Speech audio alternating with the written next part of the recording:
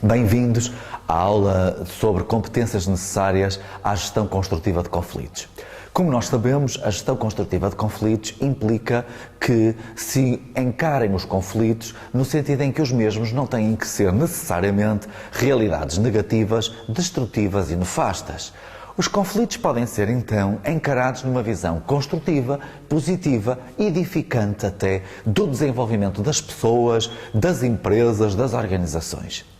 Ao acreditarmos que os conflitos podem ter aspectos construtivos e positivos para o ser humano, para todos nós enquanto atores sociais envolvidos nos grupos, nas sociedades em que pertencemos, na realidade nós temos que pensar que um dos maiores desafios que se nos coloca é precisamente como gerir conflitos de maneira que esses aspectos positivos recaiam sobre nós.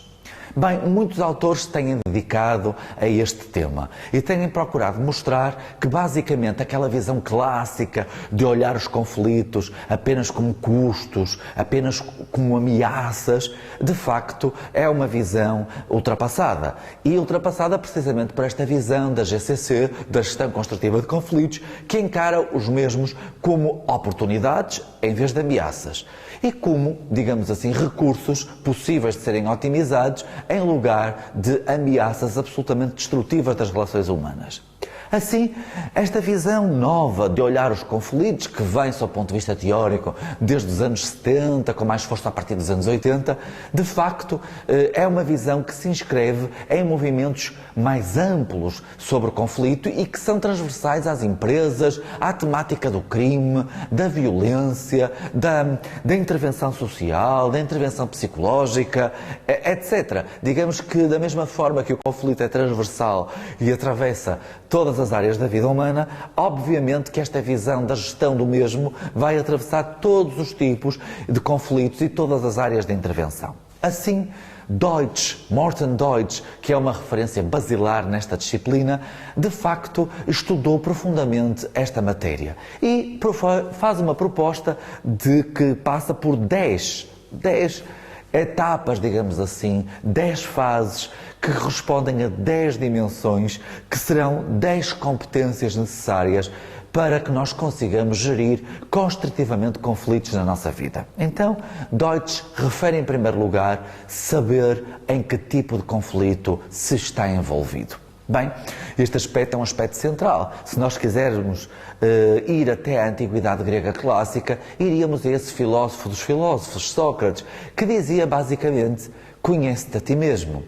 Na realidade, quando nós sabemos quem somos, quando nós nos conhecemos nas nossas limitações, sobretudo, e nos nossos potenciais, na realidade nós estamos mais preparados para gerirmos os conflitos de uma forma construtiva. Ora, porquê? Porque com certeza absoluta que saberemos mais facilmente e de uma forma mais profunda identificar em que tipo de conflito estamos envolvidos. Estamos envolvidos num conflito de interesses, de tarefa, ou estamos envolvidos num conflito de valores ou de afetos. Ou estamos envolvidos num conflito misto, que inclui tanto aspectos de interesses mais objetiváveis, como depois se transformou num conflito afetivo, portanto, de aspectos e de assuntos e de itens mais subjetivos. Este aspecto é fundamental. Saber em que tipo de conflito está envolvido permite-nos, desde logo, situar no conflito e perceber basicamente essa diferença que vimos num primeiro vídeo relativa à questão do que é um problema e o que é um conflito. Um problema, como víamos, é algo muito mais fácil de resolver. Um conflito é algo que suscita muito mais a nossa capacidade de trabalho, de empenho, até de criatividade, de imaginação e de inovação, para que o consigamos resolver de forma positiva, para que as suas consequências revertam a nosso favor. Portanto, os desafios que um conflito coloca são muito superiores aos de um simples problema. Todavia, nós sabemos que conflito e problema estão perfeitamente elencados, porque todo o conflito tem na sua origem um ou mais problemas. Assim, saber em que tipo de conflito se está envolvido é saber, desde logo, não situar a sua ação apenas no conflito, mas, sobretudo, tentar descortinar os problemas que lhe subjazem, e os interesses que estão por trás das posições que as pessoas tomam. Uma segunda competência que Deutsch identifica é precisamente esta: respeitar-se a si próprio e aos seus interesses e respeitar a outra parte e os interesses dela também. Muitas vezes nós negligenciamos este aspecto. Queremos apenas que nos respeitem, sobretudo que respeitem os nossos interesses, e não estamos tão preocupados em colocar os interesses da outra parte exatamente ao mesmo nível que os nossos.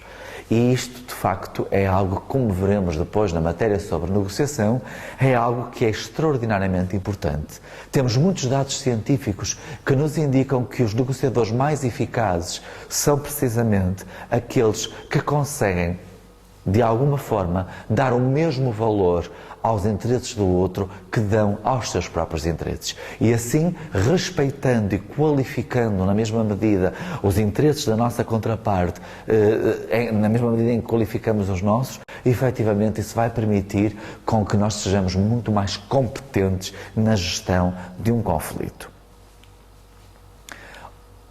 Uma terceira competência, de alguma forma eu a referi quando falei do primeiro aspecto.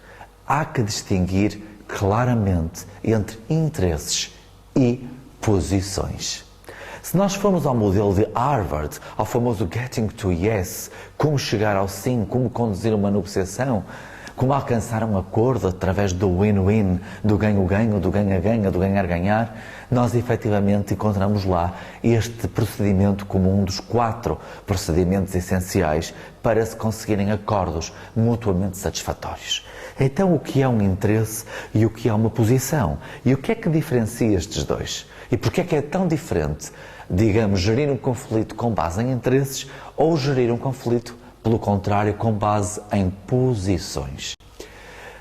Interesses e posições são coisas de facto diferentes para a teoria do conflito, para a teoria da negociação e para a teoria da mediação. É que, na realidade, uma posição, nós quando tomamos uma posição é um interesse extremado, é um interesse levado ao extremo. Quando nós tomamos uma posição, nós estamos a extremar um interesse, muitas das vezes propositadamente, outras das vezes porque estamos presas da tensão e da hostilidade que se gera entre as partes. Quanto mais ansiosos, quanto mais vemos a situação de forma ansiogénica, maior a tensão e maior a possibilidade de hostilidade para com o outro lado. E, portanto, mais facilmente nós abandonamos os interesses para cairmos nas posições. Ora, negociar com base em posições é muitíssimo mais difícil e complicado do que negociar com base em interesses.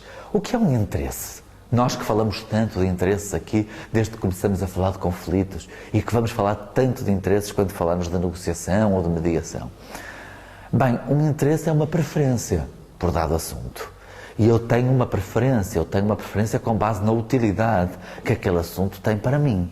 Portanto, preferências, utilidades, interesses, objetivos a alcançar que estão, digamos, de alguma maneira hierarquizados por preferências, são interesses.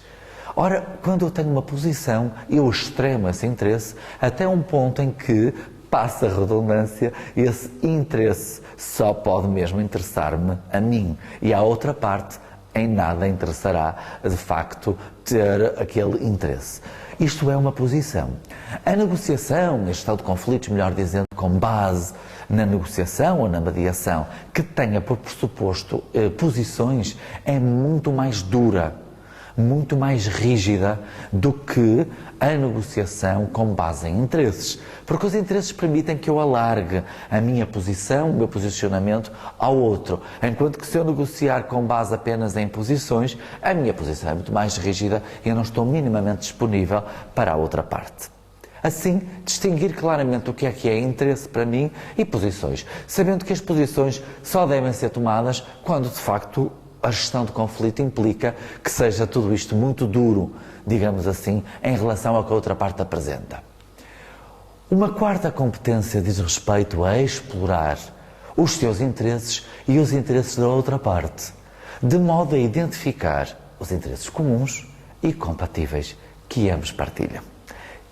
Este é um dos aspectos centrais e decorrente também do anterior. Deutsch alerta-nos para o facto de que nós devemos explorar muito bem os nossos interesses e não nos comprometermos enquanto não tivermos a certeza absoluta de que a outra parte também nos ajudou a explorar os nossos próprios interesses e que compreendeu de forma muito clara esses mesmos interesses. Da mesma maneira, nós também devemos explorar os interesses do outro e fazermos com que a outra parte compreenda que, se já não temos dúvidas, podemos avançar. Porque enquanto tivermos dúvidas sobre alguma coisa relativa aos interesses do outro, nós devemos perguntar, até estarmos suficientemente esclarecidos. Só assim, percebendo bem quais são os meus interesses e a outra parte percebendo-os bem, percebendo bem quais são os interesses da outra parte e a outra parte compreender que efetivamente eu os percebi bem, é que nós podemos passar a identificar os interesses comuns, os interesses que ambos partilhamos e centrarmos sobretudo naqueles que são compatíveis, ok? E que nós ambos partilhamos. E assim nós estamos a ter um raciocínio, passa a expressão, de índole cada vez menos emocional e cada vez mais centrado numa lógica racional.